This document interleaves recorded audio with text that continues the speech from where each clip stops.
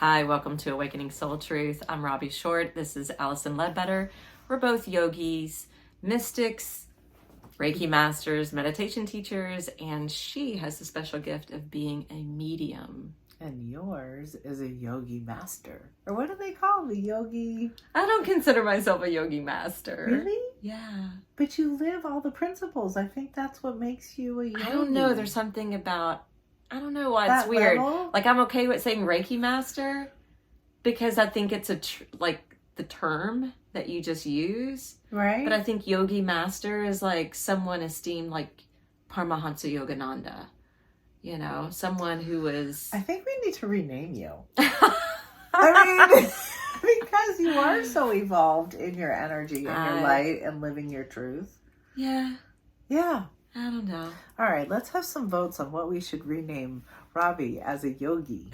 You know, I have a spiritual name. What is it? Ratri. Ratri. I might call you Ratri. I like Ratri. Ratri. My whole vocal cords expanded when I said that. Oh, really? Yeah. Huh. Ratri. Meet Ratri. We'll have to think of one for you now. Oh, my goodness.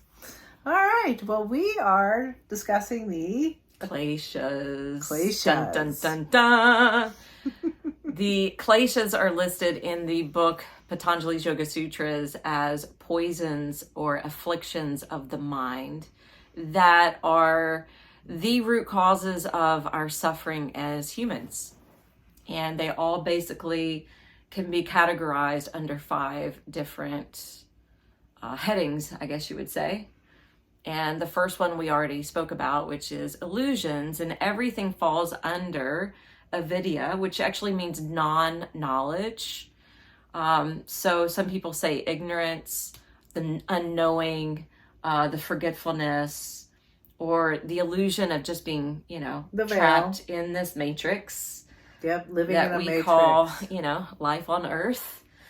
And so we're going to go into the second and third one today. And the second and third one are attachments and aversions. So do you want to talk about attachments first? Yes. Attachments are connecting to things outside of ourselves. Yes. Attachments are, anything that causes us to separate from center. Yes. And that we put before the divine or before the interconnection. Yeah, it can be desires. It can be possessions. Mm-hmm. Possessions of physical things and people and ideas. Definitely people. I feel like people are major attachments that we can have because of our heartstrings. Yeah. The most obvious form of attachment is addiction. And I think a lot of people in American society suffer from addiction. Addiction to alcohol, to drugs, prescription drugs, to cigarettes, to e-cigarettes, to food, gambling, to food, shopping. There are so many forms of addiction in our society. And it's because, it's my opinion, we're trying to fill up this space and we feel empty or we're not feeling satisfied or fulfilled. And we revert or we source out something physical and outside of ourselves. I struggled with addiction for years in my 20s and early 30s. It really brought me to my knees, an addiction to cigarettes. And it was really hard to heal. But what I learned in that process was that I was actually fighting for my light. I was trying to reach in and find something strong and stable, something greater than my addiction. I also think attachments to the Bible, attachments to the way things have to be. We've recently had some people feel that we need to be more attached to the Bible. And I just want to clarify that we feel very attached to truth, to love, to the story of the divine in every realm, in every religious practice, in every way that you experience self-worth, the divine connection. Whatever story you need to get there is wonderful. Don't get attached to the story. get attached to the results, the feeling, the creation. So really what that attachment is, it's an attachment to a belief system. Yes. I do think written books can take you into a piece of Absolutely. that experience. Absolutely. Like when you interviewed Sam, for instance, you know, I was pleasantly surprised to hear her say one of the books that changed her was The Power of Now. Yes. And I feel like Eckhart Tolle's books, whether it's The Power of Now or The New Earth, is very much based in truth and based in yogic philosophy, based in Eastern principles and that he's bringing to the Western world. That's the key. The book provides an avenue for you to remember, Yes. for you to reconnect, for you to actually experience the divine. Mm-hmm. And I think at the end of the day, it's the experience of the divine that I'm attached to. I'm attached to experiencing that as much as possible. Another thing that people can get attached to is expectations. Yes. Good point. Expectations to outcomes. And I think most of us have. Expectations of what you require from your people. Mm-hmm. Your children especially. We have expectations of how we want them to succeed. You know? Yeah, my son just recently told me that he wasn't sure if he wanted to go to college anymore because he's a musician and he really wants to play. And honestly, I mean, if you're going into playing music and you already know the instruments, you don't really need a college degree. So I can see his point. And so at first I was like any mom, like, but you need to be educated and you need to go to school and maybe you need to focus on music business or something apart from that in case something were to happen to you and you weren't going to be able to play anymore. And then he pushed back on me. He was like, well, why would you even think that? And he's right. Yeah. And after we had this exactly. And after we had this dialogue, I realized, you know, I was putting a little pressure on him, but it's his life to live. And coming from our viewpoint on truth and living your truth and being authentic, you had to step back. And realizing that our education system is not up to par, right? And it is very expensive and college degrees don't mean as much anymore. And knowing all that, I had to step back and kind of get an aerial viewpoint and just be okay with it. Yeah. And come back and have a separate conversation saying, okay, I'm going to support you in whatever you decide to do. And which is brilliant. You let go of your attachment for his life. Mm-hmm. And I think to categorize anybody is very hurtful. I want to support you exactly where you are. Yeah. And I think as parents, we do guide. We can tell them all the options and all the possibilities. But, but I believe we have an overall soul kind of directive happening and unfolding anyway. Mm-hmm. And I really trust that. I had to trust that for myself as I was growing up because I wasn't ever going to be able to handle mainstream reality. This is going to sound odd, but I think people are even addicted to the romanticized version of love. Yeah. And you tend to have that in the beginnings of a relationship because it's all butterflies and rainbows and kisses and then once you start evolving more in your relationship, then you start seeing each other and reflecting back to each other more of your truths and more of their truths. Right. And then people run from that. Well, or they go the other direction and they get overly attached and codependent. And the whole filling up, whether it's love or a person or possessions, people just want to gain more and more and more. You got to have the bigger house. You have to have the things to fill the house. Then you want the boat. And then you have to have the truck to pull the boat. And the list goes on and on and on. Yeah. And it's fine to have physical things, but not if you're attached to them. Not if your purpose is to create money only to buy more things. Our purpose should be, I might want to have something to explore, to expand, to go on adventure, to be a tool to actually experience the joy or to experience connection and have relationships that are real. Yeah, addiction to the physical world is something that you can use as a tool, as an insight for your own healing. Look at what you're addicted to and ask yourself why. We all have an addiction somewhere. What's yours? To really let go of how you view these bigger overall pictures. And I think we are in this time where we're evolving. Humanity is awakening. And what that means is we have to let go of attaching to the structure of our society. We're really saying to you all, we feel like that needs to collapse. We need a different structure that holds up love, integrity, no harm. My biggest one right now is create whatever you want. We have free will as long as you abide by this principle of no harm, which is really hard to do in our society. That should be the basis of the Christianity. Create love, have that place of holding up morals, and don't create harm in any way, shape, or form. And that includes judgment. Yeah, judgment's very harmful. Very harmful. Whether it's judging yourself or judging your child or judging a friend or judging people at large. And judgment comes from the attachment to parameters of shoulds. And again, our hope is that it collapses. Yeah. These forms of judgment, this place of very stagnant thinking, very limited thinking. Let yourself expand. I truly believe that the divine is always working for you to connect to your highest good.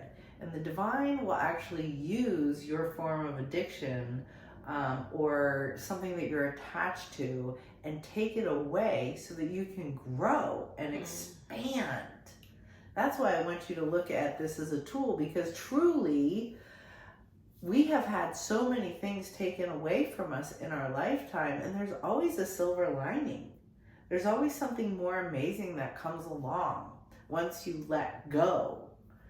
I mean, sometimes it's women releasing a relationship that's harmful, or you releasing an attachment to your parents' version of love, or you're releasing your attachment to relationships that are harmful. And you have to get a new version of love, a deeper version of love to overcome them. I almost wonder if God takes it away to be like, okay, now create something else. Yeah. You've created enough of that. Yes. That's a great way to see it. Yeah, we're done with that. Let's move on. Don't get attached. Attachments, hopefully, through what we've been saying, you can see how attachments could potentially lead to suffering, because that's the point of bringing it up in the Yoga Sutras. If you're going to study what's causing you to feel this way, to feel sorrowful, then go to the root cause of what that is. Yeah. And it could very well be your attachment to something. Yes. And when you're attached to something, it means you're tethered to something. Yes. And the point of yoga is to set yourself free. So this book, the Yoga Sutras, it goes through all of this detailed information, because in the end it says the goal of yoga is complete liberation. Attachments, Aversions, a plethora of things, really. To use them actually as a tool to say, hey, if you're really attached to a certain outcome, if you're attached to a certain person, if you're attached to an income level. I suffered last week because of attachments. I shared it with you, but I'm going to share it with you guys. My son turned 16 last week. And not only did he turn 16, he got his license. He was gifted a car. He can drive away. And that wasn't what created the tears for me. It was sitting with knowing that he had been my person. He had been my lifeline, you know. He was the person I traveled with and went to concerts with and relied on and leaned into and shared with him my stress and issues I was having in life. I've always talked to him kind of like an adult. And it was in that moment of him turning 16. He's also been your motivation to My create drive. income, to create a place of beauty for him. And Yeah. it was this realization that came over me that, now really is the cusp of him really beginning his own path and his own life and his freedom, Releasing. which doesn't necessarily require his mother. And that was a big moment for me. So to let go. It's another layer of letting go. Yeah, you've done of that tremendous healing work this week.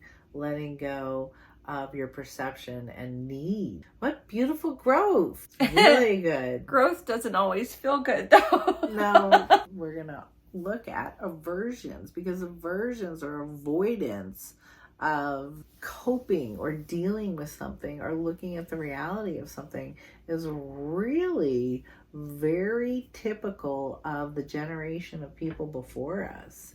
Aversion of feeling, aversion of looking at anything that's wrong or hard to look at or painful. Mm-hmm. I mean, the world of perfection that I grew up in, needing to be perfect, needing to really put on a fake version of self. Oh, it's so American, right? It's so American. And it literally is to avoid feeling pain or that something's wrong or talking about what was real. I was just in Paris and I really noticed a difference between their newscasters and approach to TV than ours. And they aren't all dolled up and have all this stuff on. They're so natural. Their teeth are a mess. Same with the Great Britain. Yes. Right. Half the people aren't wearing bras. They're just like, hey, this is who I am. I'm like, oh my God, I'm in love. Right? There was a freedom to it. So when we let go of avoiding pain or avoiding being something, you will find your freedom. You will find expression. You really summed it up, because aversions are trying to get away from anything that may have caused you pain or suffering from the past, and you're projecting it into the present moment. Nice. Whether it's from a person that you had relations with or certain circumstances or environments that you find yourself in. Aversions are basically even sometimes looking for distractions to carry us away from that. Absolutely. And talk about a society filled with distractions right now. We don't actually ever look at the root cause. We could look at all of medicine as a version of the root cause. Really? Like, get to the root cause. You can do it. That's what this time is about. And then you have the power of creation. I think one of the biggest downfalls that I'm seeing in parenting right now is the aversion, creating a world for our children where they don't feel anything uncomfortable, where everything's handed to them, or they're placated, or we want to solve the tantrum immediately and not let them go through hard things. And it's the worst parenting approach I can ever imagine. It is, let's avoid the pain so our children will be fine. And what we've seen now is a version of our children experiencing life for themselves and having everything kind of handed to them, as we have a whole bunch of very, very self-centered, entitled people. On, places like Instagram and TikTok, you'll see these frames of people, like someone younger going, and why does Gen X get out of this? And then you'll have someone from Gen X go, because we didn't have gluten intolerance. We didn't have this, that, and the other, and they're talking about the differences in what we've experienced. Okay, I'm sorry. I just started, there was this comedian who was going on. She was talking about the different generations. Yeah. From the baby boomers to Gen X to Gen Z to whatever, millennials, Yeah. And she was talking about our generation, and she was like, we're survivors. Our parents told us to go outside and shut the door and locked it, and we didn't have a phone. We didn't have watches. We were on our own, and we weren't given snacks or drinks. You know, if we wanted a drink, we were outside, we got it from the water hose. That's right. We weren't worried about the water being clean or impure, you know. Oh. It's pretty funny. Sorry. We're the survivors. They are the shut down ones. The baby boomers are the shutter downers, which made us all explode into emotion and feeling, really. And then we get kids and we're like, oh no, man. We can't handle all this emotion and drama. Here's a snack. Quick, turn it off. We're here to entertain you.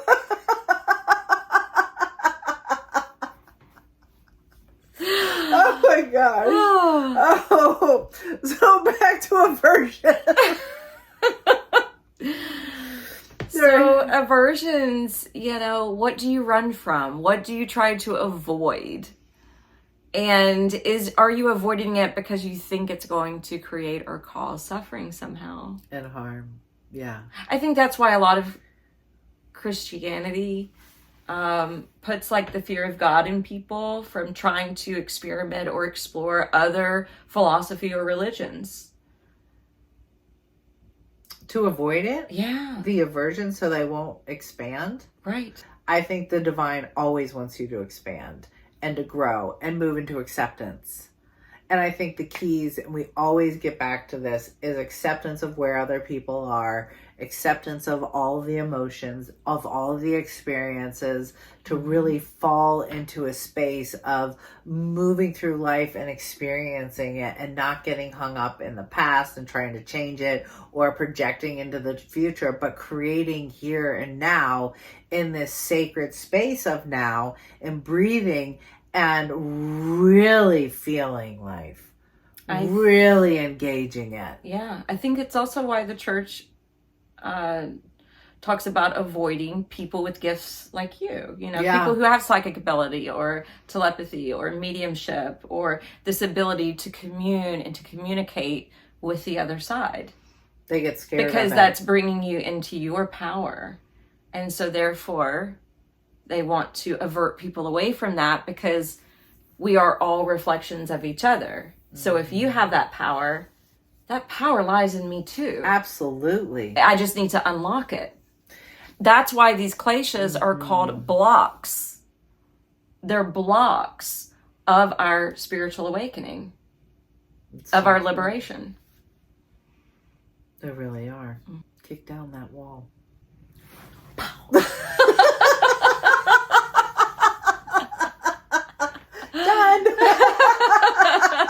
I feel like lately I've been seeing more statistics talking about the growing population of Americans who are becoming atheist. Yeah, it's very big. So I feel like a big aversion for people is religion and how religion operates today. Mm-hmm. And obviously these individuals have even stopped their seeking, right? Seeking the truth.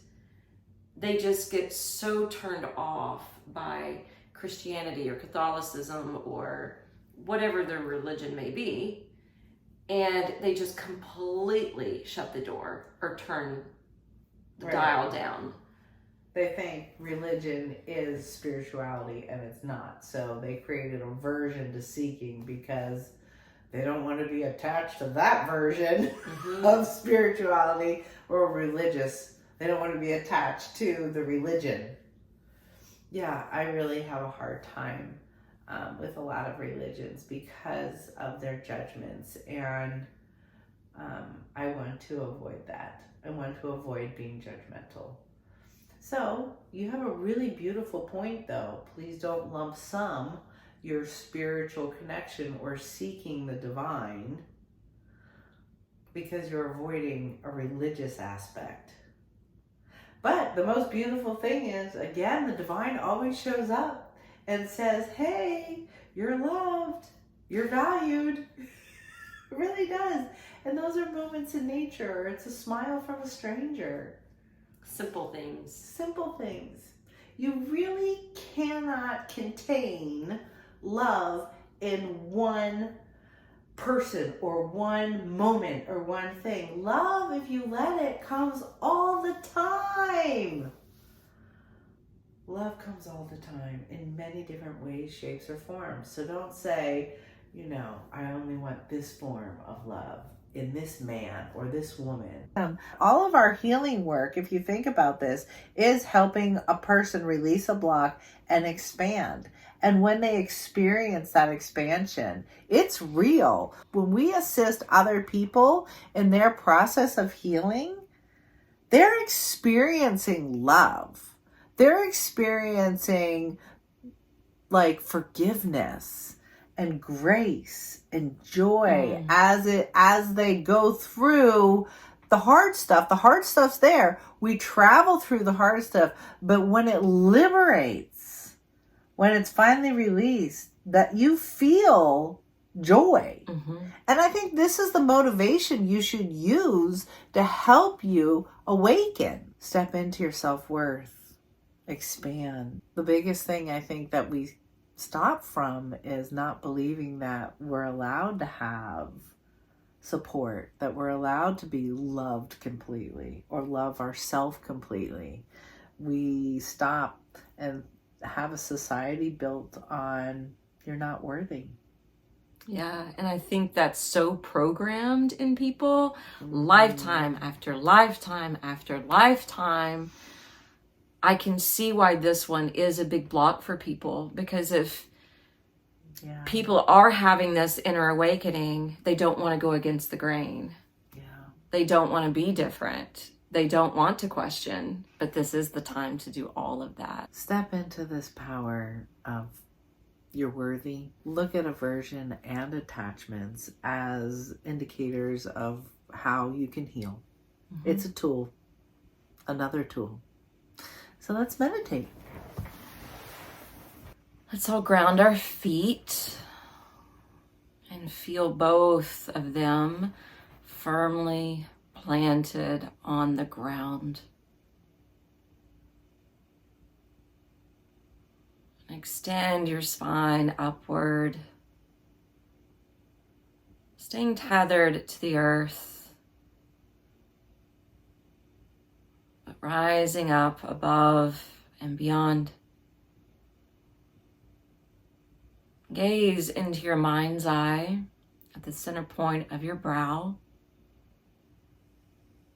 And this is going to be the portal for our vision quest. But before we enter into the portal, I want you to take some deep breaths. Opening up each inhale, pouring out each exhale.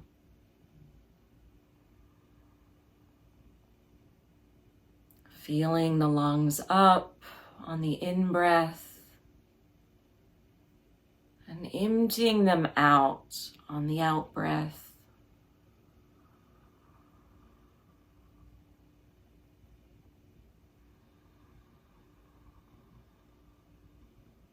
Let your breath flow between this place where you are tethered to the earth and where you're rising up to meet the heavens above. Feel as though this energy is fluid.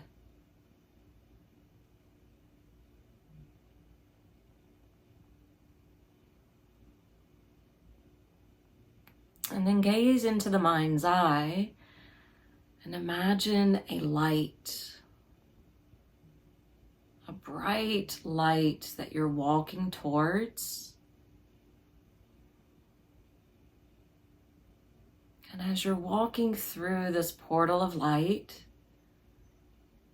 you see a rolling hill in front of you.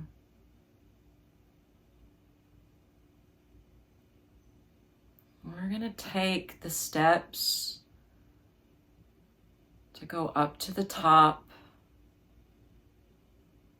And at the very top of the hill is a big oak tree.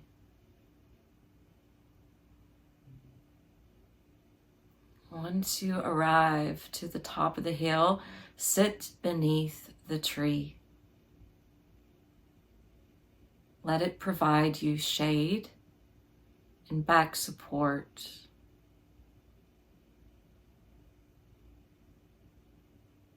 Let it help you to stay grounded. And maybe take a look towards its lofty limbs.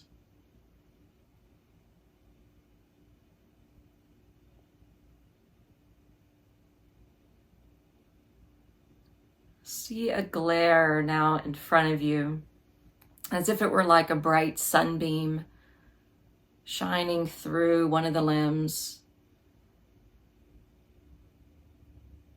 But you see a shadow coming towards you. And then as it comes closer, you see that it's a person. Someone who you may have been challenged by, someone you may have been trying to avoid. And they're coming to sit down beside you.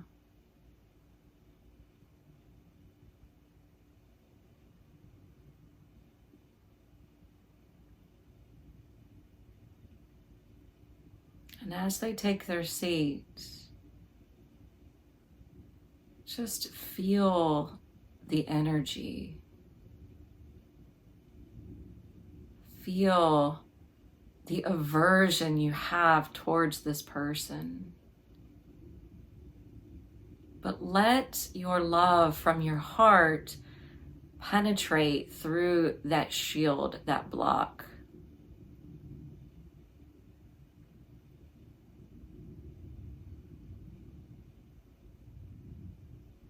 And instead of being focused on the disgruntlement, see if you can just recognize the polarity, but within that duality is also unity,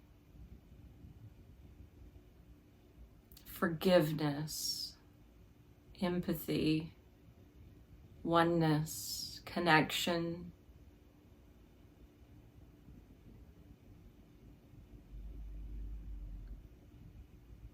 It doesn't mean you have to converse with this person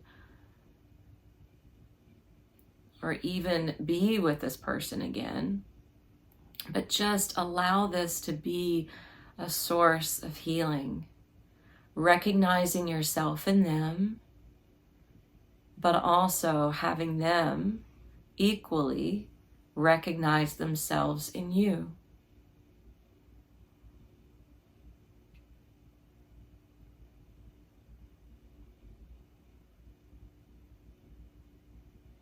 When you acknowledge this, notice if anything else occurs. For me, it was the joining of hands.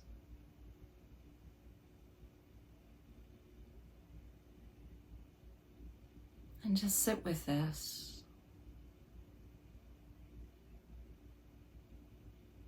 If it makes your heart begin to pump a little more, just come back to your breath. This is your vision, your portal, your place of peace and comfort, and you are safe. You are loved. And maybe affirming that within, I am safe. I am loved.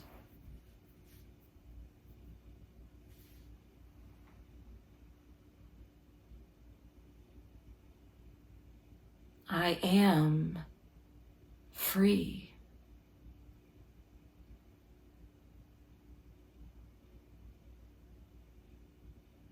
And just like that, the person disappears and you're back alone underneath the oak tree, whole and complete, completely free.